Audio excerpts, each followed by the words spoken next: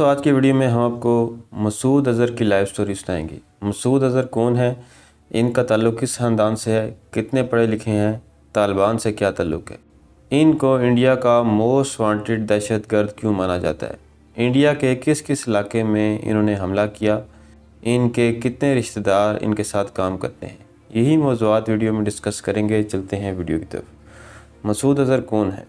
मसूद अज़हर ने 1968 में पाकिस्तान के शहर भावलपुर में एक मजहबी घराने में जन्म लिया।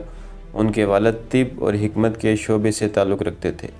इब्तदाई तालीम के बाद मसूद अज़हर ने मज़ीद तालीम जामे उलूम इस्लामिया बनौरी टाउन कराची से हासिल की और वहाँ से फ़ारुग़ तहसील होने के बाद वो जामे बनौरिया ही में उस्ताद मुकर्रर हुए। अफ़गान जहाद के दौरान सन 1989 में मसूद अज़हर अपने चंद दीगर रुफ़का के साथ मुजाहिदीन के हालात देखने 3 रोज़ के लिए अफ़गानिस्तान गए, लेकिन फिर वहाँ उन्होंने जहाद की 40 रोज़ा तरबियत मुकम्मल की और मुस्तकिल जहाद में रहने के अज़म का इजहार किया। हरकतुल मुजाहिदीन में शमूलियत के बाद इन्हें अस्करी तरबियत के लिए अफ़गानिस्तान भेज दिया गया। ताहम कमज़ोर जिसामत की वजह से वो 40 रोज़ा लाजमी जहाद कोर्स मुकम्मल ना कर सके। सहाफ़त की तरफ रुख। अफ़गानिस्तान से वापसी के बाद मसूद अज़हर कराची के अलावा हैदराबाद, सखर, नवाबशाह समेत दीगर इलाकों में जहाद की दावत देते रहे। अपने नुक्ते नज़र को बयान करने और जहाद की तशहीर के लिए उन्होंने सहाफ़त का सहारा भी लिया और उनकी जानिब से 1990 में जनवरी में माहाना सदाए मुजाहिद का पहला शुमारा जारी हुआ, जिसके बारे में कहा जाता है कि ये कलदम हरकतुल मुजाहिदीन के ज़ेर असर था। मसूद अज़हर ने 30 से ज़्यादा किताबें तहरीर की जो जहाद इस्लामी, तारीख़ और जहादी तरबियत व इंतज़ाम कारी के बारे में है। इंडिया में गिरफ़्तारी और रहाई। मसूद अज़हर आलमी जहाद के कायल थे। उन्होंने इंडिया, बांग्लादेश, सऊदी अरब और ज़िम्बिया के अलावा बरतानिया के भी दौरे किए और ऐसे ही एक दौरे के दौरान उन्हें 1994 में इंडिया के ज़ेर इंतज़ाम कश्मीर में गिरफ़्तार कर लिया गया। उन पर इंडिया ने दहशतगर्दाना कार्रवाइयों में मुलव्वस होने का इल्ज़ाम लगाया था। दौरान हिरासत इंडियन इंटेलिजेंस एजेंसी CIA को दिए गए बयान में मसूद अज़हर ने बताया कि इन्हें इंडिया इसलिए भेजा गया था कि वो वहाँ पर जहाद के हवाले से ज़मीनी हक़ाइक़ का जायज़ा ले सके और इस मकसद के लिए वो पहले बांग्लादेश के और वहाँ से पुर्तगाली पासपोर्ट पर दिल्ली पहुँचे। मसूद अज़हर का नाम शिदत पसंदी के उफ़क़ पर उस वक़्त उभरा जब इंडिया के ज़ेर इंतज़ाम कश्मीर में 1995 में 6 गैर मुल्की सयाहों को अगवा कर लिया गया।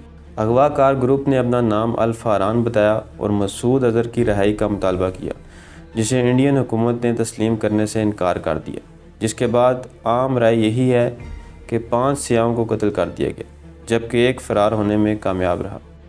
इसके बाद 24 दिसंबर 1999 को काठमांडू से दिल्ली जाने वाले इंडियन एयरलाइन के त्यारे को अगवा कर लिया गया। इस त्यारे को कंधार में उतारा गया, जहां तालिबान की हुकूमत थी। हाईजैकरों ने त्यारों में सवार 155 मुसाफिरों की रिहाई के बाद मसूद अज़हर की रिहाई का मुतालबा किया और तवील मुज़ाकरात के बाद मसूद अज़हर के साथ 2 मज़ीद शिद्दत पसंदों उमर सईद शेख और मुश्ताक ज़रगर को रिहाई मिली। जैश मोहम्मद का क़याम। इंडिया में गिरफ़्तारी से कबल मसूद अज़हर हरकतुल मुजाहिदीन में शामिल थे। उन्होंने रिहाई के बाद कराची में जैश मोहम्मद के क़याम का ऐलान किया। कलदम सिपा साहबा के मकतूल सरबरा आज़म तारक भी जैश के क़याम में मसूद अज़हर के साथ साथ थे, जिसकी वजह से हरकतुल मुजाहिदीन के अमीर फजलुर रहमान खलील और मसूद अज़हर के दरमियान इख्तिलाफ़ात पैदा हो गए। जैश मोहम्मद ने हरकतुल मुजाहिदीन के कई कैंपों और दफातर पर कब्ज़ा कर लिया। इस कब्ज़े में कलदम सिपा साहबा भी शरीक कार थी। इसके अलावा मसूद अज़हर को शिद्दत पसंदों में मौसर समझी जाने वाली इस्लामाबाद की लाल मस्जिद की भी मुकम्मल हमायत हासिल रही। मसूद अज़हर और जैश मोहम्मद पर इल्ज़ामात की तारीख़। इंडिया के ज़ेर इंतज़ाम कश्मीर से दारुल हुकूमत श्रीनगर में बादामी बाग के करीब फ़ौजी हेडक्वार्टर पर 19 अप्रैल 2000 में कार खुदकुश बम हमला किया गया। तहरीक कश्मीर की तारीख़ में यह पहला खुदकुश हमला था। इंडियन हुकाम ने इसका ज़िम्मेदार जैश मोहम्मद को करार दिया। इसके अलावा जैश मोहम्मद ने इंडिया पर बहुत से हमले किए, जिनमें 2019 में इंडिया के ज़ेर इंतज़ाम कश्मीर के इलाके पुलवामा का हमला काबिल ज़िक्र। इसमें भी मसूद अज़हर का नाम सामने आया था। मसूद अज़हर का नाम आलमी दहशतगर्दों की फहरिस्त में। इंडियन पार्लिमान पर हमले के बाद अमेरिका ने जैश मोहम्मद को गैर मुल्की दहशतगर्द तंजीम FTO की फहरिस्त में शामिल कर दिया था।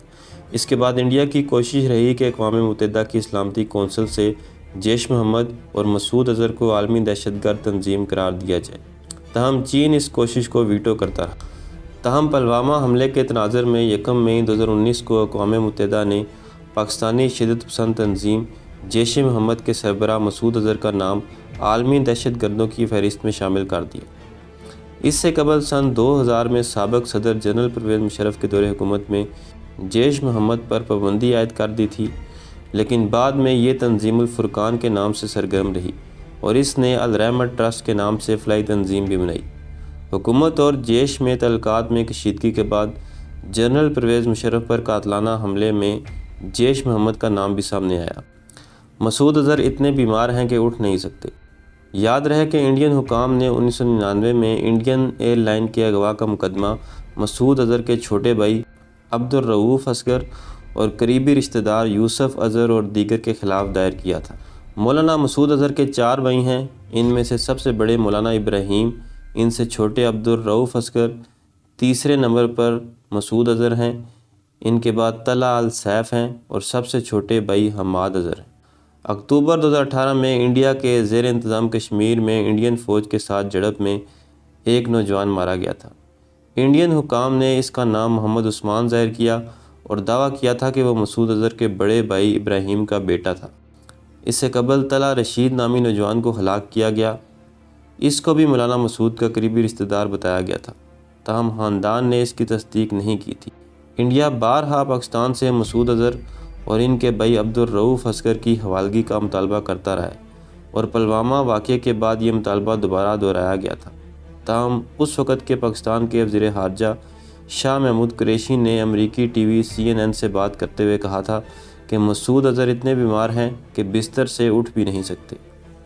तो दोस्तों, ये थी मेरी आज की वीडियो पसंद है तो चैनल को सब्सक्राइब करें। मिलते हैं अगली वीडियो में। अल्लाह हाफ़िज़।